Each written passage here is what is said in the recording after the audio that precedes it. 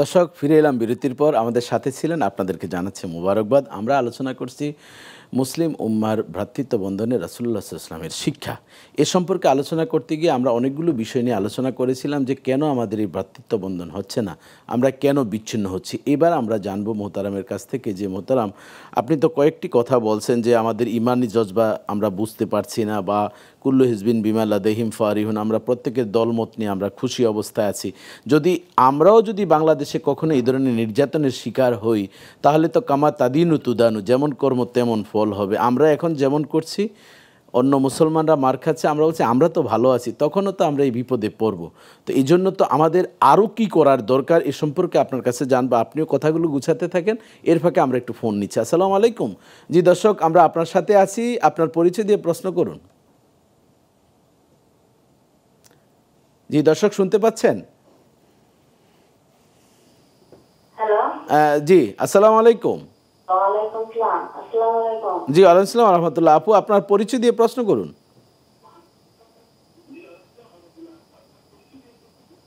Hello. জি শুনতে পাচ্ছি, আপনি প্রশ্ন হ্যালো করুন।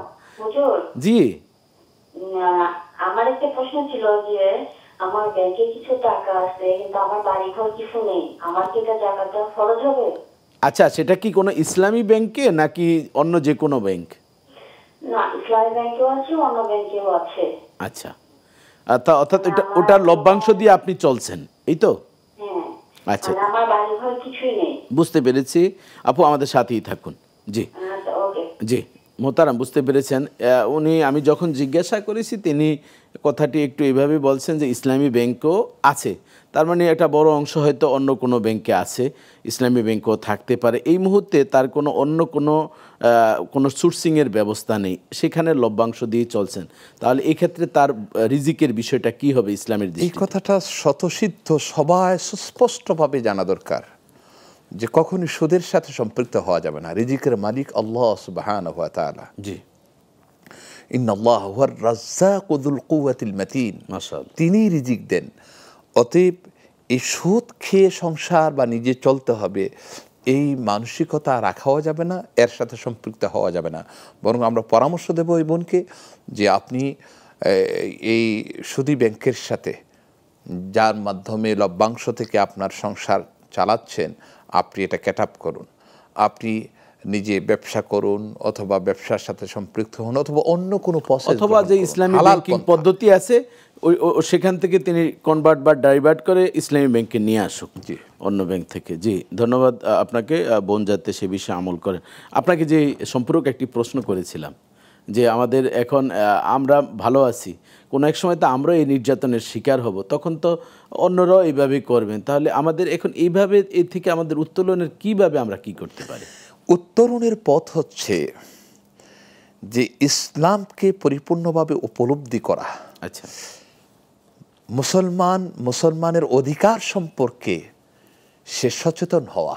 আচ্ছা, যে আমি আমার নিজের অঙ্গ প্রত্যঙ্গ, আমার নিজের সম্পদ যেমনিভাবে আমি পাহারা দিচ্ছি, যেমনিভাবে তার হেফাজতের জন্যে আমার জীবন পর্যন্ত দিতে আমি কুণ্ঠাবোধ করছি না, ঠিক তদ্রূপভাবে আমার অপর মুসলিম ভাই এবং অপর মুসলিম ভাইয়ের সম্পদ আমার সম্পদ, এই আমার সব কিছুকে আমার মনে করে যখন তিনি এই মানসিকতাটা তৈরি করতে পারবেন, তখন দেখা যায় এই ব্যবধানটা, পার্থক্যটা, এই বিবাদ এবং পরস্পর দূরত্ব দূর হয়ে যাবে। এবং তিনি পারবেন কি করতে?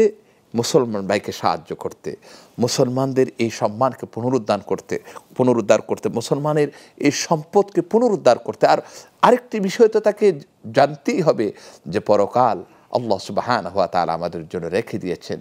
পরকালে কিন্তু কোনো পথ পাওয়া যাবে না। আমরা যদি ইসলামকে বিশ্বাস করি, আমরা যদি আল্লাহ রসুলের প্রতি বিশ্বাসী হই, আমরা যদি দ্বীন মেনে থাকি, তাহলে এর বিকল্প কোনো পথ নাই। আমি নিজে ভেবে, নিজে চিন্তা করে, নিজের মানসিকতার মাধ্যমে কাজ করব, এমন কোনো সুযোগ ইসলামে নেই।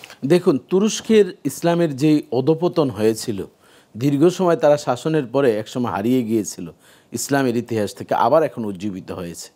স্পেনের ইতিহাস আমরা জানি। তো এইভাবেই কিন্তু এখন ফিলিস্তিন মার খাচ্ছে, আমরা তাদের জন্য ইতিহাস জানি। আফগানিস্তানের ইতিহাস করুণ ছিল, এখন কিন্তু ইসলামী ভাবধারায় চলছে। এই জন্য আমাদের কিন্তু সেই ইসলামটাকে স্টাডি আরও বেশি করতে হবে। আমরা এই বিষয় সম্পর্কে আরও আলোচনা করব। আমরা একটি ফোন নিতে হচ্ছে। আসসালামু আলাইকুম। জি দর্শক, আমরা আপনার সাথে আছি, আপনি আপনার নাম বলে প্রশ্ন করুন। আমি নাম জানাতে ইচ্ছুক না। অবশ্যই আপনি প্রশ্ন করুন। জি, নাম বলার প্রয়োজন নেই, আপনাকে ধন্যবাদ, প্রশ্ন করুন। আমি দিনাজপুর থেকে বলতেছি। আমার প্রশ্ন হলো দুটো। জি আপু।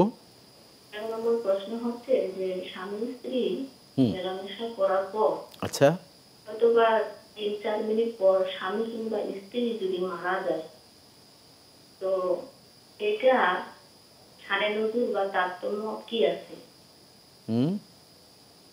বা এটা বিস্তারিত একটু বলবেন। আচ্ছা আপু, বুঝতে পেরেছি প্রথম অংশটি আপনি যেটি বলছেন যে তিনি 3-4 মিনিট পরে মারা গেলেন। হ্যাঁ, এতটুকু। এখন আপনার প্রশ্ন কি, কেন তিনি 3-4 মিনিট পরে মারা গেলেন এটি, নাকি ওনার জানাজার বিষয়টা কেমন হবে, ওনার গোসলের বিষয়টা কি হবে, এসব হ্যাঁ, ওনার গোসলের ইয়াটা কিভাবে কি হবে? জি জি, আমি এটি আমি বুঝতে পেরেছি যে আপনি এটি। দ্বিতীয় প্রশ্নটি কি আপু? দ্বিতীয় প্রশ্ন হচ্ছে যে একজন মা জি। তার সন্তান গর্ভে আছে, আচ্ছা। এখন সে সিজদায় গিয়ে আল্লাহর কাছে দোয়া করছে যে হে আল্লাহ, দুনিয়ায় যদি এই সন্তান আমার ফিতনা হয়ে থাকে, আচ্ছা। তাহলে তুমি আমার পেট থেকে তাকে নিয়ে যাও। আচ্ছা। হ্যাঁ। এখন সন্তান 6 মাস বা 7 মাসের মধ্যে ডেলিভারি হয়ে গেছে। আচ্ছা। এইটা কি পাপ হবে? ডেলিভারি হয়ে মানে সে বেঁচে নেই? হ্যাঁ, সে নাই, মানে এইভাবে দোয়া করছে। বুঝতে পেরেছি। মানে এই দোয়া, এই বদদোয়া করা যাবে কিনা, এটি হচ্ছে আপনার প্রশ্ন। জি, দুটি বুঝতে পেরেছি। সে বদদোয়া হিসেবে দোয়া করেন, বলছে যে এটা যদি দুনিয়ায় সে ফিতনা সৃষ্টি করে, তাহলে এই সন্তান এমন হাদিসও এসেছে যে সন্তান এমন আছে যে দুনিয়ায় আসে বাবা মার কারণে সন্তান জাহান্নামে যায় এবং সন্তানের কারণে বাবা মা জাহান্নামে যায়। জি জি, বুঝতে পেরেছি। সে মনের ভিতরে এটা মানে অনুধাবন করে এইভাবে দোয়া করছে। জি বোন, আমরা বুঝতে পেরেছি। আমরা দুটি প্রশ্নই খুব সুন্দরভাবে গলদকরণ হয়েছে, আমরা ধারাবাহিকভাবে উত্তর দেব ইনশাল্লাহ। বোন আমাদের সাথেই থাকুন। জি মোহতারাম, প্রথম প্রশ্নটি আপনি বুঝতে পেরেছেন? জি, স্বামীর সাথে থাকার লিপ টুগেদার পর 3-4 মিনিট পরে মারা গেছেন। হ্যাঁ, মারা গিয়েছেন। এখন তার মানে ফরজ গোসল রয়েছে। এখন আমরা তো জানাজার মৃত্যুর পরে ব্যক্তির গোসল দিয়ে থাকি, এখন তার ফরজ গোসল আবার এই গোসল, তাহলে এই একই ভিতরে 2 in 1 নাকি এটা কিভাবে, কি এর বিধান? এখন 2 in 1 এটি যথেষ্ট। যদি আল্লাহ না করুক, যদি মারা গিয়ে থাকেন, অবশ্য মারা গেছেন মনে হচ্ছে না, অবশ্যই এই ধরনের হয়েছে বলেই বোনের অবশ্যই কোনো রিলেটিভ বা যে কেউ ওনাকে গোসল দিলেই ওনার ফরজটা আদায় হয়ে যাবে।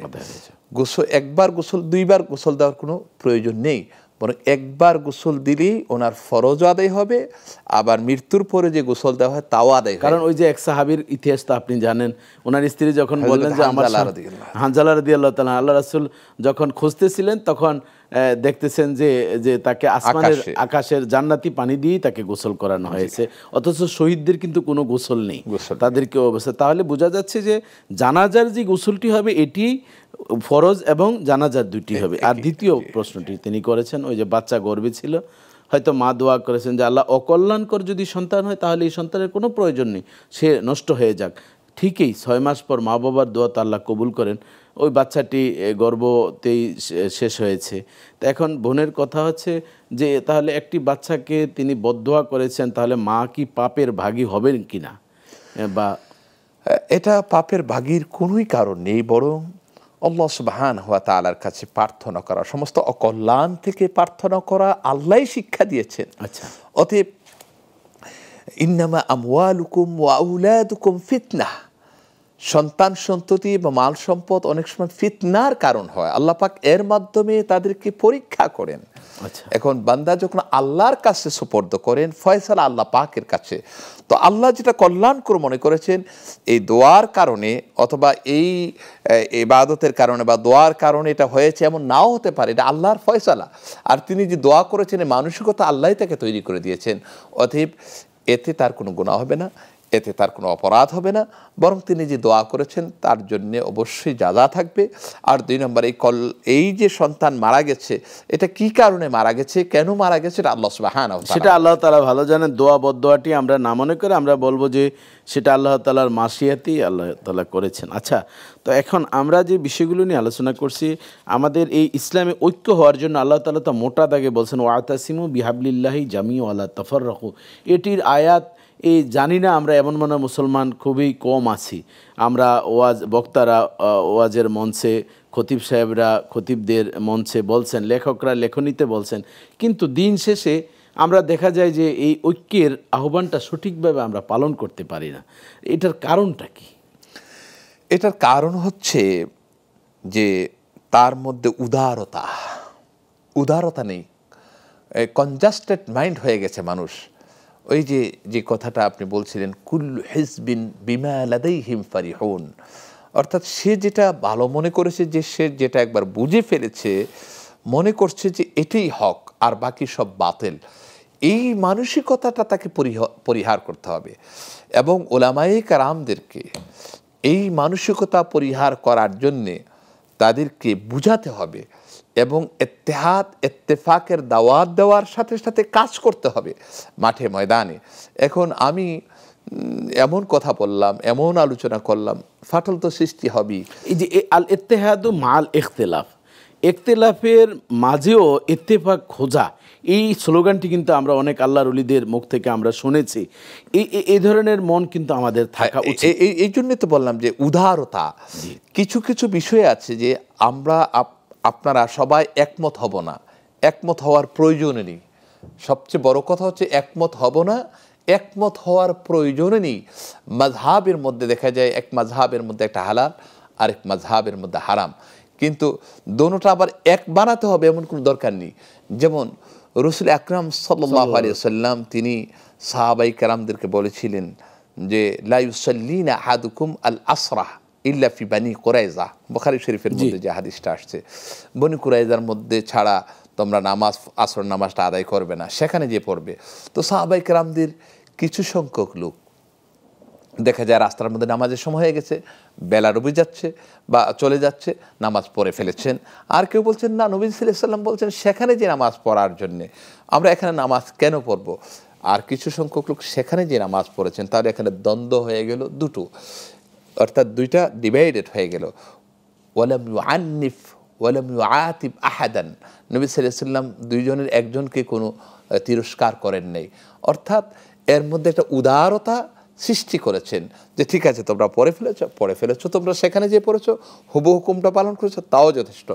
সেই জন্য বলছি যে কিছু কিছু ক্ষেত্রে দেখা যায় যে আপনার এক হওয়ার প্রয়োজন নেই, বরং আপনি আপনারটা নিয়ে থাকেন, আমি আমারটা নিয়ে থাকি, অথবা আমার ভাই একটা মনে করছেন সে সেটা করুক। শরীয়তের যদি হুকুম আইন লঙ্ঘিত না হয়, যেখানে যদি এই অবৈধ কোনো জিনিস না, হারাম কোনো জিনিস না হয়, তাহলে তিনি করুক, ওনার ওটা আমরা সমর্থন দিব, অথবা আমি করব না, আমি বিরত থাকবো।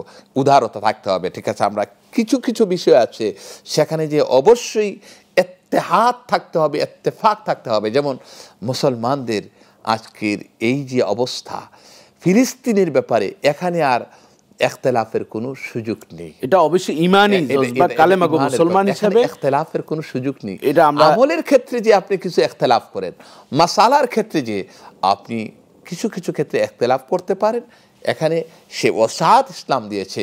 কিন্তু এমন কিছু ক্ষেত্র আছে, মৌলিক ক্ষেত্রে, এই ক্ষেত্রে কোনো ইখতিলাফ করার সুযোগ নেই। ধন্যবাদ আপনাকে, চমৎকার আপনি আলোচনা করেছেন। জি দর্শক, আমরা এতক্ষণ পর্যন্ত আলোচনা শুনেছিলাম যে মুসলিম মিল্লার যে ভ্রাতৃত্ব বন্ধন, রাসূলুল্লাহ সাল্লাল্লাহু আলাইহি ওয়াসাল্লামের শিক্ষা নিয়ে। দেখুন আমরা এখন মার খাচ্ছি কিভাবে, মুসলমানরা অনৈক্যের কারণেই কিন্তু আমরা একত্র হতে পারছি না। শুধুমাত্র কালেমা গো মুসলমান হিসাবে যদি লা ইলাহা ইল্লাল্লাহু মুহাম্মাদুর রাসূলুল্লাহ সব ভেদাভেদ ভুলে গিয়ে যে আমরা এক কোরআন, এক আল্লাহ এবং আমাদের নবী মোহাম্মদ রাসূলুল্লাহ সাল্লাল্লাহু আলাইহি সাল্লামের ফলোয়ার্স আমরা। এতটুকু ভিত্তি হয়ে যদি আমরা এই ফিলিস্তিনের জন্য আমরা কিছু না পারি, আমরা দোয়া করি, যদি সম্ভব হয় খাবার পাঠানোর ব্যবস্থা যদি থাকে সেভাবে আমরা করি। দেখুন, ছোট্ট একটা ব্যাঙ যখন ইব্রাহিম আলাইহিস সালামের অগ্নিকুণ্ডে যখন সে একটু মাত্র প্রস্রাব করলো, তখন তাকে জিবরাইল জিজ্ঞাসা করেছেন, তোমার এই প্রস্রাব দিয়ে কি আগুন নিভে যাবে? তখন সে বলল যে আমি আল্লাহকে বুঝাচ্ছি যে ইব্রাহিমের পক্ষে আমি আছি।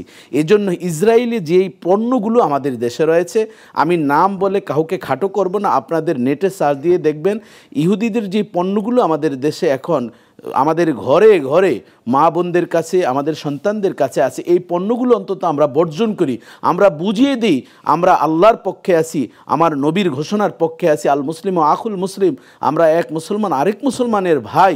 আমরা ফিলিস্তিনের মুসলমান মার খেলে আমাদের শরীরও আমাদের পরে, একসময় এই ভাগ্য আমাদেরও বরণ হতে পারে। কাজে এই পণ্যগুলো আমরা বর্জন করব। ফেসবুকে আমরা সেই পণ্যগুলো আমরা ছেড়ে দিব যে আমরা নিজেরা ব্যবহার করব না, কাউকে আমরা ব্যবহার করতে দিব না। অন্তত এতটুকু যদি আমরা করতে পারি তাহলে আমরা অবশ্যই আমরা নবীর পক্ষে আছি, ইসলামের পক্ষে আছি। ফিলিস্তিনকে আল্লাহ তাআলা উদ্ধার করুক এবং আল্লাহ সুবহানাহু ওয়া তাআলা মসজিদে আকসা আমাদের প্রথম কেবলাকে মুক্ত দেখ, উন্মুক্ত হোক মুসলমানদের জন্য, আবার ফিরে আসুক 5 ওয়াক্ত নামাজের আজানের ধ্বনি। এই প্রত্যাশায় আজকের মতন বিদায় নিচ্ছি। আগামী শুক্রবার নতুন অতিথি ভিন্ন একটি বিষয় নিয়ে আপনাদের সামনে উপস্থিত হব। আপনারা ভালো থাকুন, সুস্থ থাকুন। আসসালামু আলাইকুম ওয়া রাহমাতুল্লাহ।